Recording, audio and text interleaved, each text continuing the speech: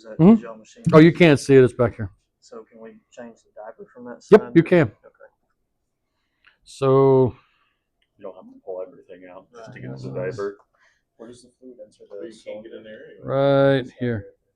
So no, there's a hole right here with a door. I know. Right But, here. I mean, if there wasn't a hole there, you wouldn't be able to get in there and change the diaper. Right, unless you pull it. Yeah, and you can't do anything about the piston because it comes like that. So it comes just like this without access place. Mm-hmm.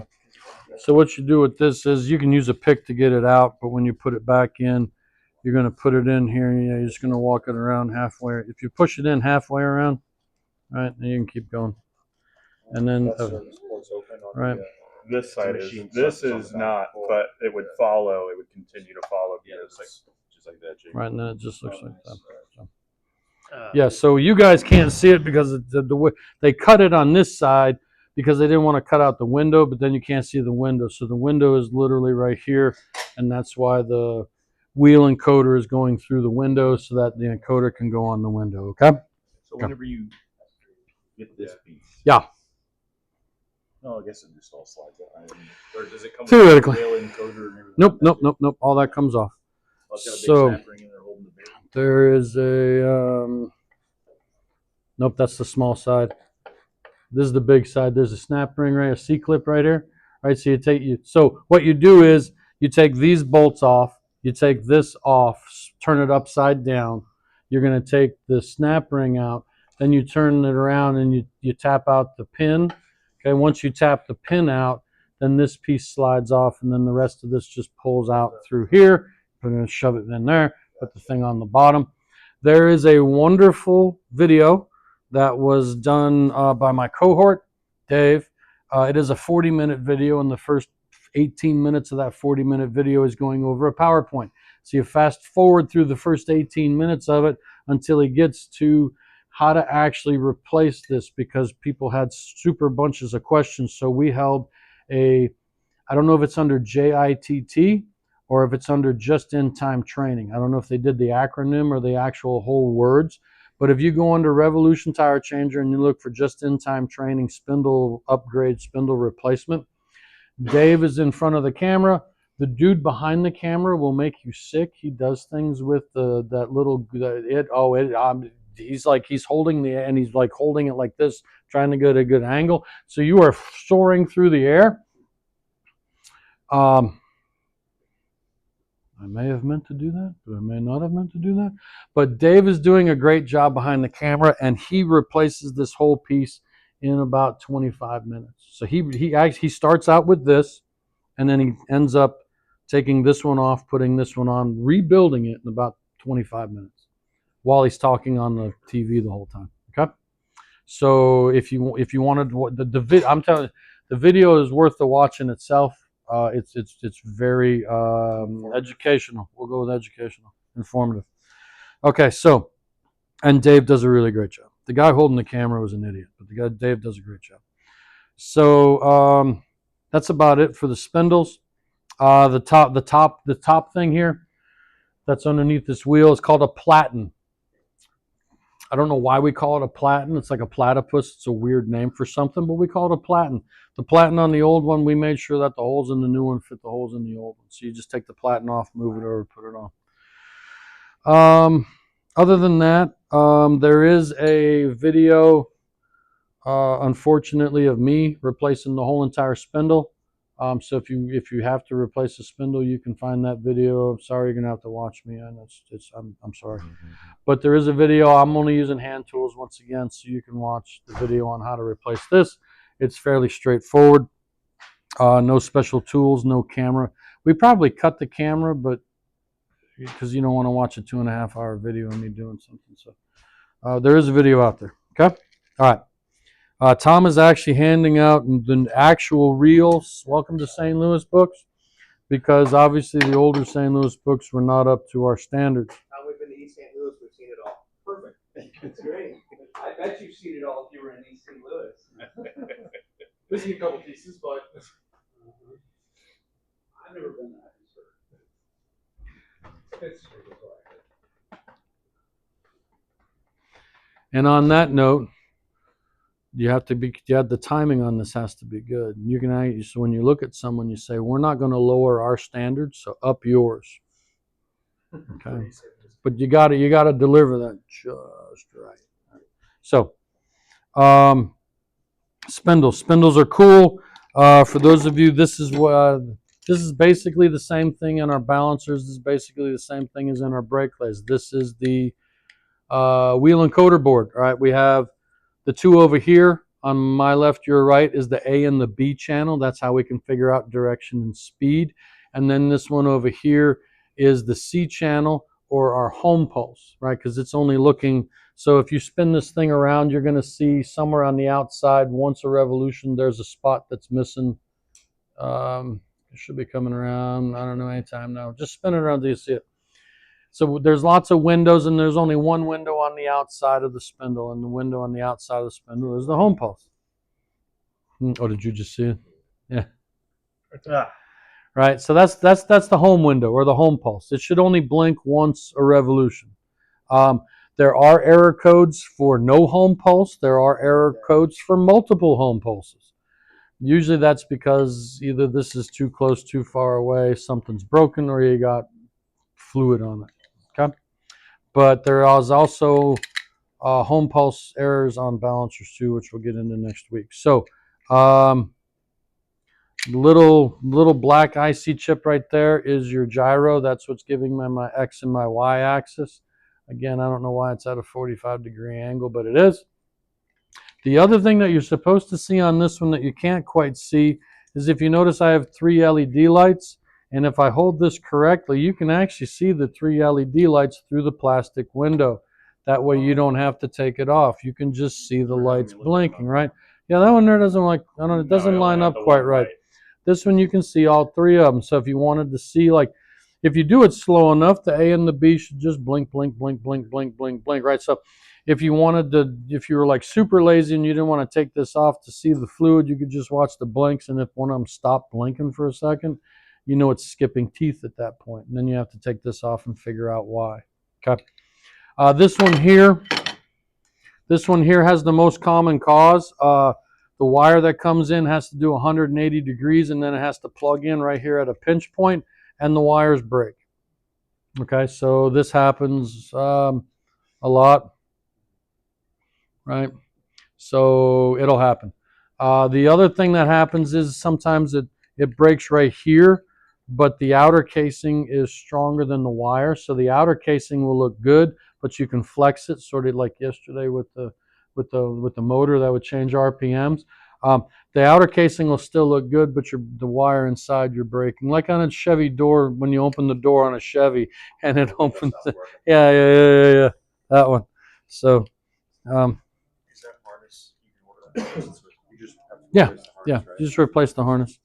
Okay. This one doesn't have the sticker on it. Your harness should have a sticker on it. It'll have that little loopy white sticker, and it'll say 38- something, and then you'll know what part to get. Or you can look it up through the PDF. Might be a stupid one, but it's visually. It's higher, right here, from old to new. This isn't all the way up. Well, I can't move it either. So My mind was thinking, if I put this on here. no, this is going to go up These a are pretty lot. much so. Oh, this and this, yeah, but they're pretty even. Yeah, that's This makes sense. Otherwise, we would change the working height, and if we change the working height, we'd have to change all the. That's what I was thinking. That's what I was pointing Right, at. so- Like, those are pretty even, those surfaces. I was just Yeah. looking at this and Yeah, this. Yeah, that piston's down in the. That piston moves yeah, up. that piston's Okay. way down here. Okay, this for those of you who aren't I'm sorry. It is a dingle ball hone, but what does the red tip mean? It's diamond tipped. Okay, so it is a diamond tipped specific size. Again, I forget the size. There is a service bulletin from 2013 or 2014 in Revolutions that will actually give you the McMaster car part number, because whenever we need something that's a -2 part number, we probably buy it from McMaster car because they're just over the River in Illinois. Okay, it has to be a steel tipped or a diamond tipped ball hone because this is forged, so it's really, really, really, really super hard. Okay, people are going to do dumb things with the speed clamp, and when people do dumb things with the speed clamp, they're going to get stuck in here. Now, you would figure they wouldn't do that, but they're going to get it stuck in here. If it gets stuck in here, you actually have to use this guy as like a slide hammer just to get it out, right? Okay, after you do that, this is also forged, so this is hardened. This is hardened. But what happens is the balls somehow mess up in the grooves, which is why this is round and it's a dingleberry because, well, I don't have any oil. I don't want to spin it without oil. So on your truck, you should have some of the Hunter Lubra oil from the tire changers, which again is just mineral oil with a little food coloring so that it's not clear. You know, you're going to do it sparingly, right? You're going to run it up and down for like 5 or 10 seconds. You're going to clean it out with brake clean and see if you got it clearance enough. Because if you clearance it too much, it becomes a missile. And well, we've learned about that, and it's bad. So we don't want to try to make missiles. So Is there like a recommended RPM that you spin that at while you're doing it? I'm sure on the service bulletin it says it, but honestly, after a while, you just put it on there and you just try it out. And so, yeah.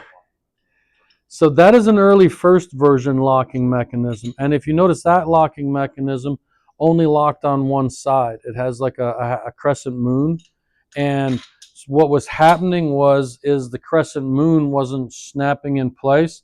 And the crescent, this was shooting down because of the air pressure, and then the lock was shooting up, and then it was causing this piston to crack, and then it was causing air leaks and stuff like that. So we switched from that first version of a locking one to the one you use now, where it has opposing locks. Yeah. The locks aren't really very big, but because we're hitting both sides of the piston, it's even, where that was always just loading up sort of on one side and it could slip. So it was easier because it's spring loaded and it was just a piece that moved back and forth. Because if you notice, the top of it's plastic. That's literally just plastic. But then I'm just confused. bad things happen. I just I'm confused how you want us to use that as a slide hammer if it's stuck inside. Oh, so if it's stuck in here, you're going to hold this, and then you can use this to just, you know. Right.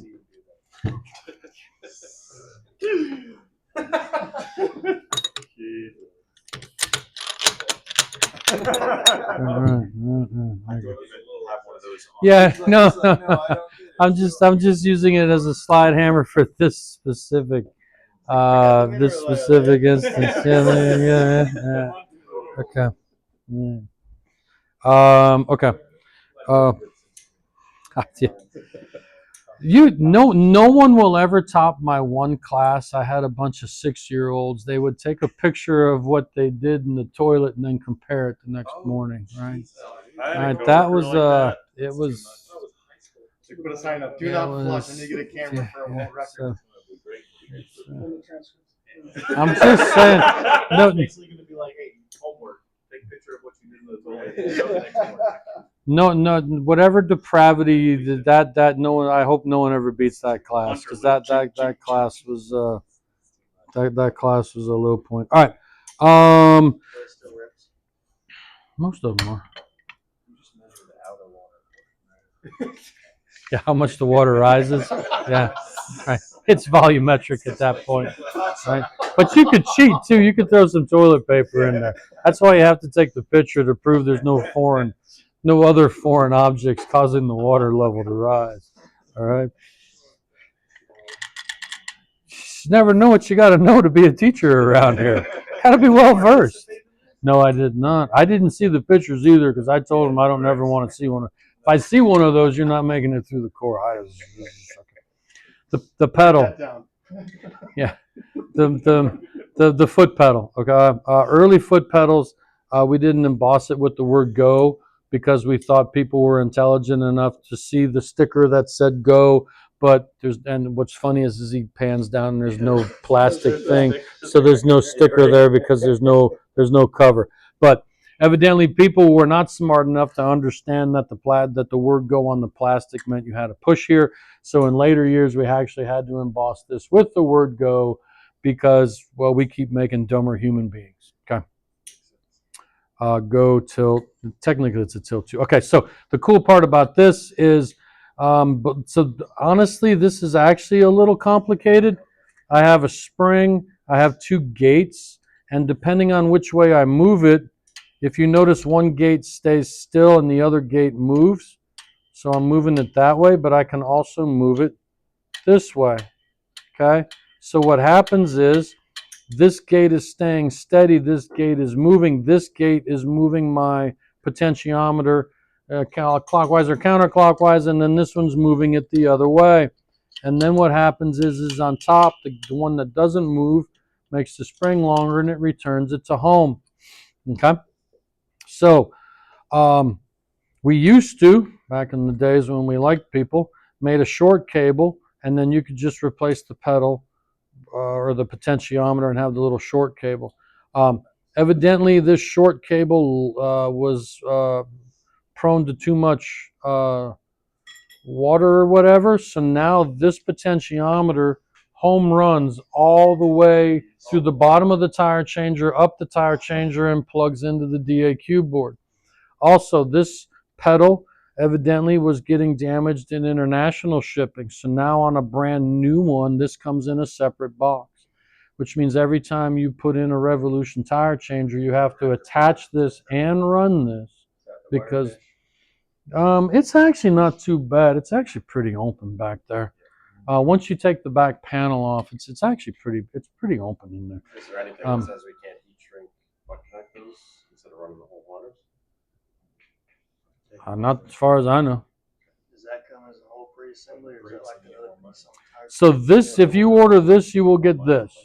And so what I'm going to tell you about this is you have this little metallic strip right here. The little metallic strip has a special nut. The nut is recessed on the inside. The potentiometer goes through this strip. On the potentiometer, it has like a little nipple, and in the metal, there's a hole to receive it because the potentiometer can't turn. The body of the potentiometer can't turn. Only the actual stem can turn. So we have to keep this from rotating. Okay. If you notice, there's an access hole here. That's because the access hole is here to get to the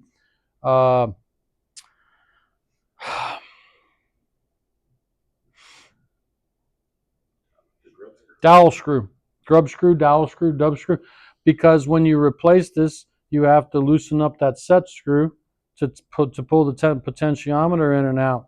Now the set screw, of course, comes to it doesn't come to a point. It's a flat, which means every time you tighten it, the potentiometer moves. Since this is a 3-turn potentiometer and you have to be 1800 plus or minus 200, you're going to spend about 10 minutes of your life trying to get this thing into 1800 plus or minus 200, because then you have to recalibrate it, which is actually fairly easy. But believe it or not, there are some people out there in the world that this is too difficult for them, so they charge their whole customer for a whole entire assembly, because when you order the whole entire assembly, you paid someone else to adjust the screw. I'm going to call them lazy. I'm going to call them, that shouldn't happen, but we offer this and people take advantage of it. And I would love to hear the stories as to why they had to replace the whole foot pedal rather than just a potentiometer. I guess they don't have any scruples, or they like being hot. One of the two. It's going to be hot wherever they're going. It's going to be hot. Okay, so don't be like them. Okay. All right. I showed you guys the go no go gauge already. Buy them, give them out for free. Live your life. Oh. Real quick today before it gets to be 3:30, because it's 318. Good motor. Good old Mopar motor. 5.3 liter. 318. 5.2. Okay. Oh no. Like a 73 out of a little old Pontiac. Good times. This is the air valves that go in the Revolution. This is stuck down in the bowels of the Revolution tire changer. I'm pretty sure they start with this and then build the whole entire tire changer around it. Okay, the bowels. Okay, this is in a very early generation 1 air pressure transducer. If you notice, it's right next to where the air comes in. These air pressure transducers are very, very, very, very sensitive to water vapor. And everyone knows what goes in here. It's about 40% air and about 60% water. So when the air goes in, it would like destroy these in about a week, which is why now when you buy one of these, they give you the same sensor, but they give you an 18-inch long piece of black hose that you put in here, you make a drip loop, and then you put it back up inside the firebox. Again, we're not fixing the problem, we're just prolongating how long you have to replace it between. Right, so the same thing happens on a balancer. And I'll have to say this next week for the other guy, but normally it comes out of here. You should make a drip loop with the black 1/4-inch tubing, and then plug it into what's going to be on the balancer. The good news is the kit that you buy for the Rev and the balancer is the exact same kit. So you buy one kit. The bracket that's in here. The bracket in here has a bolt for the Revolution, and then those 2 long, like, strakes is for the balancer. And that way we can use it in both places, okay? All right. This little dude here looks like a Q-tip. We came up with the Q-tip thing, or we borrowed the Q-tip thing from somebody, because this port here just has to breathe or it's an exhaust, but we can't allow things to go in here and make a home because we don't want just an empty hole. Because those of you in the South, you know what a dirt dauber is, or a mud dauber. Mud daubers, dirt daubers. Well, yeah. So some people call them mud daubers, some people call them dirt daubers. They will stop up a hole if it's there for like more than 20 minutes. It'll also take down that Brazilian airplane back in the 90s because it filled the torpedo tubes. Mud hornets. Okay, same thing. It does. Oh my gracious! It turns into concrete. Looks like a tube. Yeah, it looks like a tube. Yeah, they won't sting you. They're not aggressive, but they Yeah. So we had to come up with a Q-tip to keep things out of here, right? Because we didn't want anything to be making in here. Okay, so on here, if you notice, there are blue circuit board. There's a circuit board, circuit board, circuit board, circuit board, circuit board. On the circuit board, there are 2 lights. You will never see 2 lights. You'll only see 1 light. 1 light is red, just like we were seeing on the DAQ board and the power outs board. So when you go through the test, when you jumper the thing, these things light up to let you know that it's receiving the proper voltage, which again means you don't have to test the circuit. Right? You know power is leaving the power outs board. You know power is hitting the solenoid portion of this because the light lights up. So again, I've just traced the whole entire circuit down by doing nothing but observing. Okay. The other thing is cool is there is a circle, and these 2 circles, if you push it with or mash it with a ballpoint pen, it manually activates the valve. So if you push on the blue thing and the valve don't move, that means the valve is stucky. Okay. This one here, and here, it has an arrow on it, and you have to use your pocket screwdriver, and you move the lever in. And when you move the lever in, it's like pushing the dot down. You're manually activating the valve. So I don't even have to take the valve off to look inside of it to see if I can see any type of corrosion or try to activate the valve while I'm looking at it. I can just move the little blue guy here. And again, if it doesn't work, then I have a stuck valve. Okay. Because we're an engineering company, thank you, I hadn't had to use that yet. The clearances we use on these, and these are made in Italy, they're probably like 1/1000th of an inch between the pintle and the seat, or the needle in the seat, which means they stick all the time. So if I just say water, all of these are now bad. Every single one of them, including that guy. All right, okay. They are just very, very, very sensitive to they're very finicky. Okay. The conversion. Do they send you another one of those plugs or something like that? Oh no, you just leave that on because that turns into a plug. Because all you're going to do is take the hose out of it that went to the spindle, right? And I don't care if anything gets into it because the new wiring harness comes with one less plug-in. So the valve is just now sitting there as a dummy, right? But then I don't have to send you a cap because I'm saving money. Do these come with like a small water separator on the inline on the back of it? It does have this one does have a water separator on the right, so it's a regulator water separator combo. The bad part is the water separator is auto on 0 pressure. So if you never let the pressure off the unit, all it does is the water separator fills up and then the water goes through everything because it never sees 0 pressure to do the auto thing. And then by the time it does see 0 pressure with the auto thing, there's enough dirt in there that it doesn't seal back up and now you have a leak. And they're like, see, I did it like I was supposed to and now it leaks. He did it once in 5 years, just leave me alone.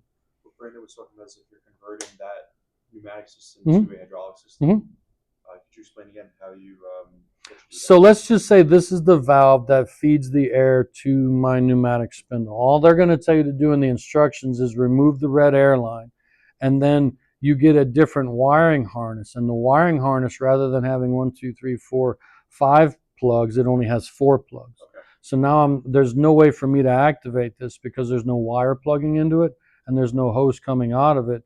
And because this thing here sits in the neutral portion, it basically acts like its own plug. I understand. Right, so then that way I don't have to give you, because trying to put that in there is murder. Okay, but it's either fiscally conservative or wily or whatever you want to do, right? But it works. It's kind of shameful, but it works. But you're never gonna have to replace the valve ever again. So we might as well, because it's hard to get to. It's hard to get to. The last thing we're going to talk about is this guy here. This guy here is supposed to have 3 tangs or 3 ears. The reason this one only has 2 is because this one broke on a working unit and I knew where I had a spare. So now this one has the broken one. So also, if you notice, this is 1/8 inch wide tangs. We use 1/4 inch wide solderless connectors. So that means you have 2. So that means you have 2 ears, right? So if I have a 1/4 inch wide, it's 1/4 inch wide with 2 ears, which means you have to only use one of the ears to go over the 1/8 inch wide thing, because if you put it in the middle, nothing's touching. So I have to use one side of it to go over it, so it's sort of offset to the left or offset to the right, because 1/4 inch ones are cheaper, and if I had to buy 1/8 inch ones, I wouldn't be saving money. So it has to be the 2 outer ones, because this is a normally open switch. And then when I get to, I think, about 60 psi, the internal switch closes. This is what turns on your D18 light. So if your D18 light on the DAQ board isn't lighting up, either the wiring fell off of this switch, because again, I'm only holding on one ear and the thing rattles like a tank because we didn't put isolators on the motor, and this thing is just buzzing.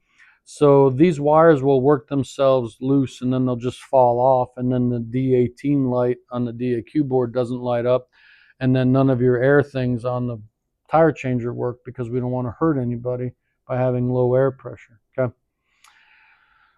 So that you have to have it on the 2 outer ones.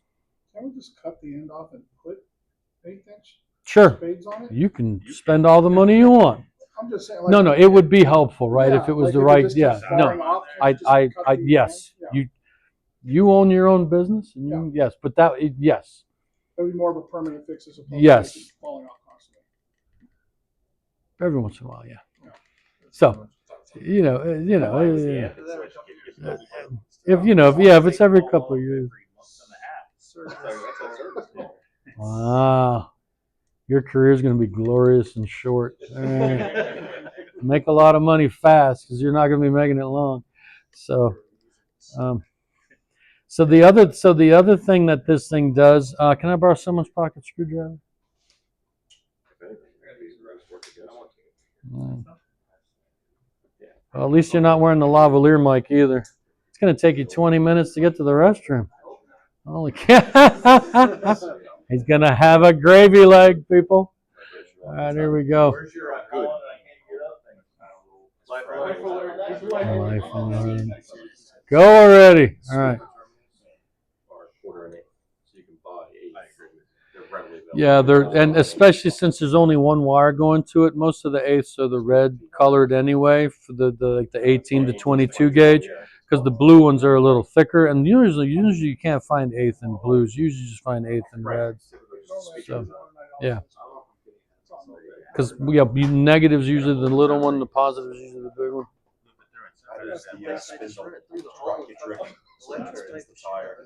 Yes, there is a hydraulic motor that you don't see that I don't have.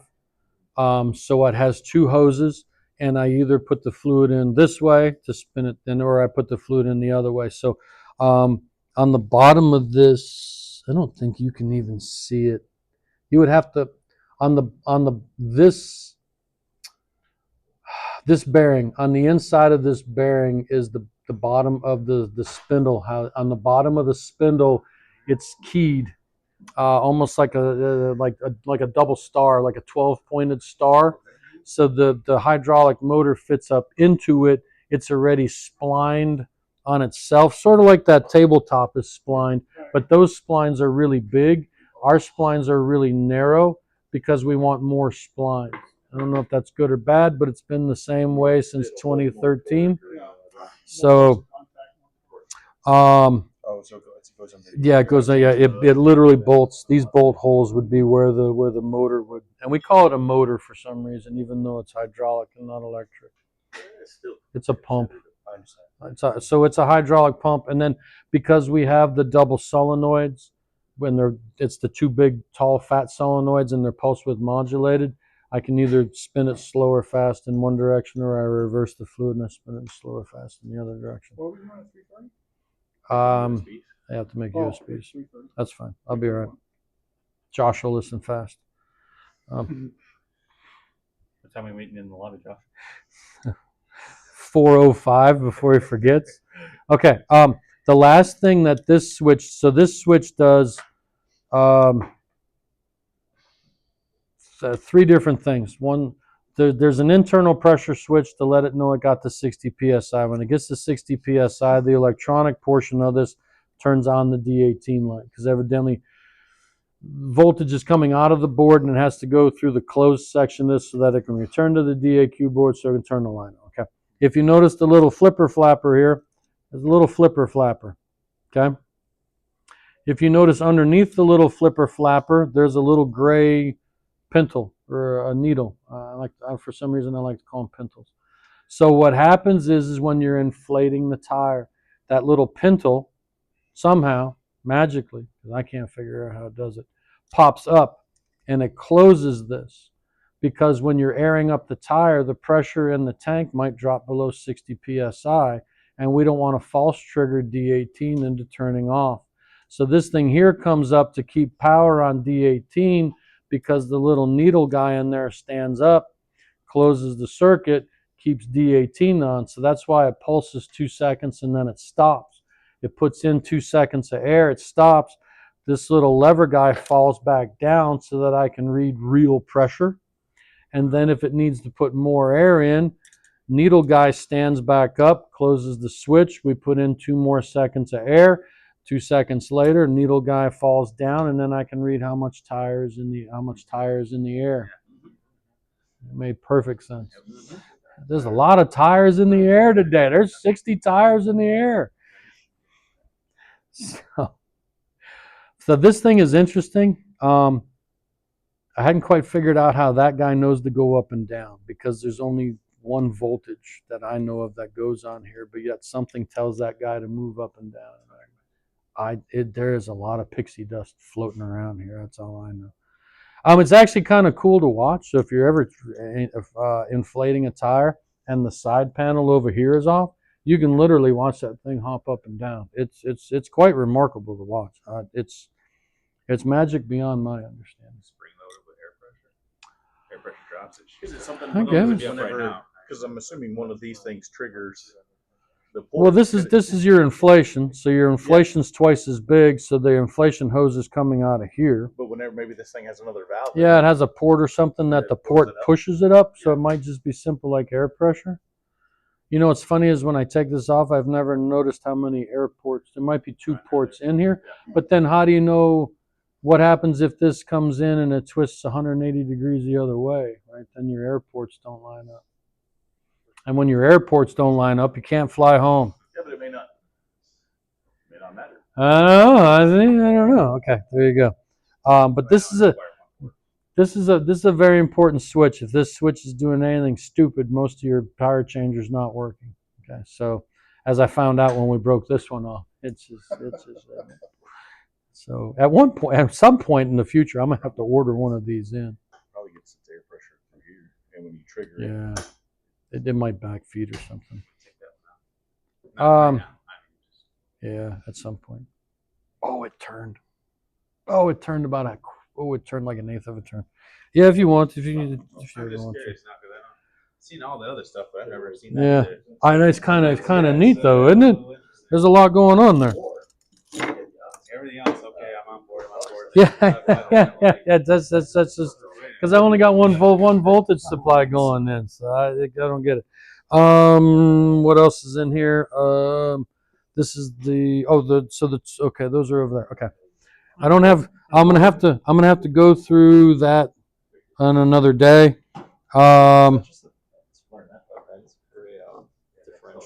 No, that is actually how you get these balls in here. That is the seat because you put the balls in there and you rotate it and you pull it out and you rotate it and you pull it out and you rotate this and then it sits all the balls in there. I never bought that. If I had something wrong with that, I'm gonna burn in hell because I always just sold them a new. new rule or Yeah, that's. This looks like a top. It's old enough to be one of your children. He is a chuck. Yeah, I know, right? Yeah. Okay. Real quick, I'm going to talk about this, and then we're going to stop for today. Hooks. I got to watch so very careful. These hooks are. Okay, so this hook here is actually pretty straight. Okay, hooks. I always thought that the hook would straighten out because it's having to pull run flat tires or really stiff tires over the sidewall of the rim. Believe it or not, that's not what happens. This hook gets shorter because it's trying to push the tire down to get in between the tire and the rim. And this arc here actually gets shorter. And what happens there is you're going to be very careful with that because it's flaking off. And if you've ever gotten stainless steel plating to slice through your skin until you see the bone, it doesn't even hurt until 5 minutes later. It just goes white. That's when it really. So this gets shorter. When this gets shorter, you're going to get the complaint that it stopped hooking the tires because it can't go down anymore to hook the tire anymore because this is shorter. The easy way, and you have to be so careful with this, the easy way to figure that out is the chrome plating can adapt to the new angle because the arc is different and the chrome plating flakes off, and you can see here and here, and you can really see it on the backside that chrome plating can't keep its shape because the shape has changed, and you get one of those little bitty chrome flake is freaking like ninja razor sharp. It hurts me just looking at it. Which one of these is okay? The other thing that happens, if you notice this one, if I hold it by its pivot point, this is also what happens when you try to do Goodyear run flats on Corvettes and the upper roller doesn't help create a gap. It literally takes it and twists it out of, what is that, a good 12, 15 degree angle? That's a decent angle, right? So that's your other that's your other problem, right? Because this is supposed to be here, but it's not. It's here. So one of these can be in the right plane, but they both can't be in the right plane at the same time. So you would think that this hook would do things again in the longer. You would wonder how that fits back Yeah. in there. What is that? Just stiff the tire? That's from how stiff the tire is. So I think you're asking how this goes down. Well, no, I was just. Okay. How is Oh. it that twisted with it being that It's tight? the- So- the pressure pushing straight down against run flaps. It's Well, like what I'm hitting a saying, wall. Yeah, what I'm yeah, saying yeah. is that like the clearance that it has in there would. So hold this for me. Hold that. Okay. So what's happening? Is this the one that's bent? No, is this the one that's bent? This is the one. Okay. So what's happening is, I only have one thing at the top that pushes this whole thing up and down. This guy here just sort of goes in as a holder. Okay. So this isn't keeping it left to right. So I have the backing part here, and then that's why. Oh, look, I'm Polish. That's why there's shoulders or guides. So it's trying to guide this thing left and right, because when this starts to go out, this gets pulled away. So you don't have that variable thrust. When you get it all the way down, it locks back into place. But then when you start to pull up again, it pulls itself out. So that's why that's why we put these on here, to try to help this guy sort of stay in the right groove. Okay. Now you're gonna hold this. I'm gonna take this away. You wouldn't think you'd ever have to replace this. That's like 1/4-inch steel all over the place. Well, look here. You can actually feel the sharpness of it. Okay, because we made this, but we made this a little narrow. So this is rubbing on here, right here. If we'd have made this a little wider, it would have, because this is super wide and this is super narrow, right? So we sort of have a mismatch. And this just rides up and down right on the inside, and you can see it rides right where that is now mushroomed out. So that is going to be like a snapping noise, because it's going to get stuck on the roughness of the tool head's going to get stuck, and then it's going to finally have enough pressure it's going to shoot all the way up, and you'll either hear a snapping, a cracking, or a popping. That's either me eating breakfast or Jesse trying to go to the bathroom, one of the two. So this little cylinder back here pushes this really long rod, and then it just activates a trapezoidal, so it's pinned, and then it just pulls up and down. Okay. So you can see the link here. This link is called the compliance link, and it's just basically trying to keep it in the middle. Okay. One of the other things that happens is, if you notice this guy here is, well, it's already ovaled, but that's okay. The problem is what happens is it starts to wear on this edge here. And if you want to call this the panhandle of Texas, then it starts to make the body of Texas, because when this thing is pulling, this is pulling straight back, and the hole is sort of angled up. So it's pulling on the bottom. It's pulling on the bottom of the hole right here, and it will eat out this, because this is all just aluminum at this point. And because we're saving money, we don't put any Permatex anti-seize on here. When I get done with this, it's dripping on the ground, because I'm going to try to give it all the help I can get.